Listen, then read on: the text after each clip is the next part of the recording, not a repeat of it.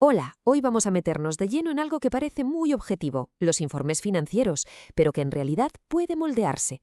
Vamos a ver que detrás de cada número hay una elección, y esa elección puede pintar un cuadro completamente distinto de la realidad de una empresa. Y uno se pregunta, ¿cómo es posible? Parece un acertijo, ¿verdad?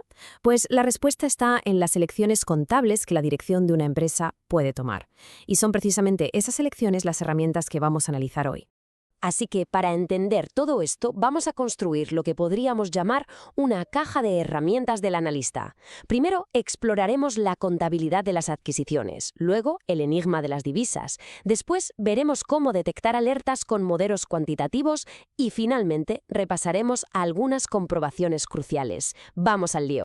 Venga, vamos con la primera herramienta de nuestro kit. Cuando una empresa compra otra, la contabilidad se complica bastante.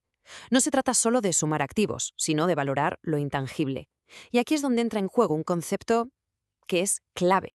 Hablamos del famoso fondo de comercio, o goodwill como se le conoce en inglés.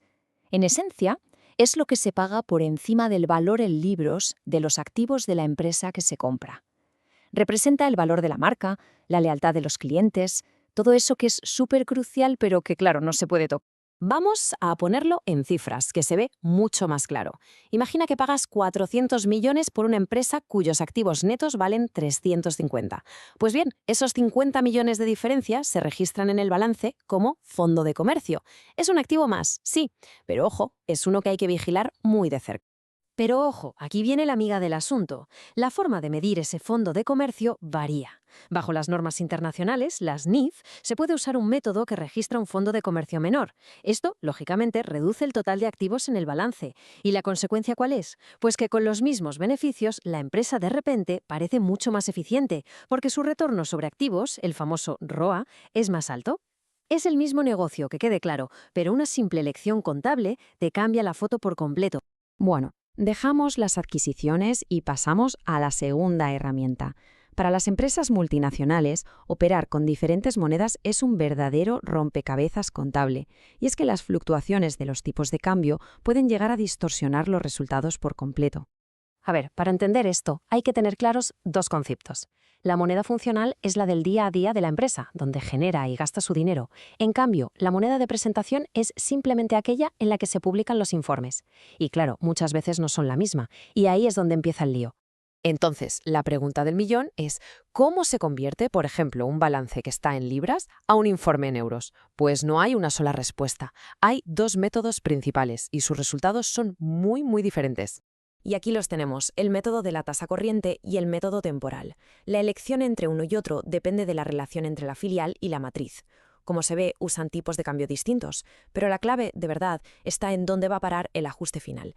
En un caso, te impacta directamente en el beneficio del año, haciéndolo mucho más volátil, y en el otro, digamos que se esconde en una cuenta de patrimonio, así que no ensucia, por así decirlo, los resultados principales. Y aquí es donde vemos el impacto real, en números. A la izquierda, con el método de la tasa corriente, se usan tipos de cambio actuales para casi todo. A la derecha, con el temporal, activos como el inventario o las propiedades se valoran a tipos de cambio históricos, de cuando se compraron. ¿El resultado? Pues que el valor total de los activos en el balance puede ser muy diferente. Estamos hablando de una diferencia de miles de euros que nace de una simple elección contable. Así que, para que quede claro, el punto crucial es este. En un escenario donde la moneda extranjera pierde valor, el método temporal, al usar tipos de cambio históricos que eran más altos, puede hacer que la empresa reporte un mayor valor de activos y un mayor patrimonio. De nuevo, la empresa puede parecer más sólida, solo por el método de conversión que he elegido. Impresionante, ¿verdad? Vale, ya hemos visto cómo las adquisiciones y las divisas pueden cambiar la película. Ahora vamos a ponernos un poco más proactivos. Los analistas usan modelos cuantitativos para encontrar señales de alerta antes de que sea demasiado tarde. El primero es un clásico entre los clásicos, el Z-Score de Altman. Es un modelo estadístico que se diseñó allá por los años 60 y que combina 5 ratios financieros para predecir la probabilidad de quiebra de una empresa. Y lo bueno es que su interpretación es súper visual, muy fácil de entender. Una puntuación por encima de 3 se considera zona segura. Por debajo de 1,8 la empresa está en la zona de peligro, con un alto riesgo de quiebra. Y en medio pues está la zona gris, donde hay que andarse con ojo. Si miramos este ejemplo, es clarísimo. La empresa A, con una puntuación de 1,6, cae de lleno en la zona de peligro. Un analista que ve esto, inmediatamente se pone a investigar a fondo la liquidez y la solvencia de la compañía. Las otras dos, en cambio, parecen estar en una posición bastante más segura. Vale, pasamos a otro modelo potentísimo, el M-Score de Benage. Este ya no se centra en si la empresa va a quebrar, sino en algo, digamos, más peliagudo. La probabilidad de que esté cocinando los libros, o sea, manipulando sus beneficios. Aquí el número mágico que hay que recordar es -1,78. Cualquier puntuación por encima de ese número es una bandera roja. En esta tabla las empresas 1 y 3 están por debajo, pero la empresa 2, con -1,50, supera el umbral. Esto sugiere una mayor probabilidad de manipulación. ¿Es una prueba definitiva? No, pero desde luego es una razón de peso para empezar a hacer preguntas e investigar más a fondo. Y ya para rematar, llegamos a esas comprobaciones finales, a esos detalles que un analista meticuloso siempre revisa para tener la foto completa, yendo más allá de los modelos o las conversiones de moneda. Los planes de pensiones son un ejemplo perfecto. El número gordo que vemos en los informes, esos 12 millones, en realidad no es todo gasto operativo puro y duro. Hay que desglosarlo, como si peláramos una cebolla. Se calcula el coste financiero, se identifican los ajustes que no afectan a los beneficios y lo que queda, esos 10 millones, ese es el coste del servicio, el gasto operativo real del periodo. El resto es ruido financiero. Otro punto clave, y que a veces se pasa por alto, es la compensación con acciones.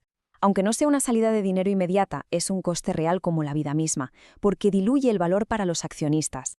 Por eso, un analista riguroso casi siempre restará este gasto del flujo de caja libre para saber de verdad cuánto efectivo está generando la empresa. Al final, después de todo este viaje por los números, todo se resume en esto. Los informes financieros no son solo cifras, son una narrativa. El objetivo no es solo leerlos, sino interpretar el lenguaje, entender las elecciones que se han tomado y descifrar la historia real que hay detrás. Y ahora, una pregunta para terminar. Con estas nuevas herramientas en la mano, la próxima vez que alguien se enfrente a un informe financiero, ¿qué será lo primero que irá a buscar? ¿Ese cálculo del fondo de comercio, el método de conversión de divisas? ¿O quizás una puntuación Z-score que haga saltar las alarmas?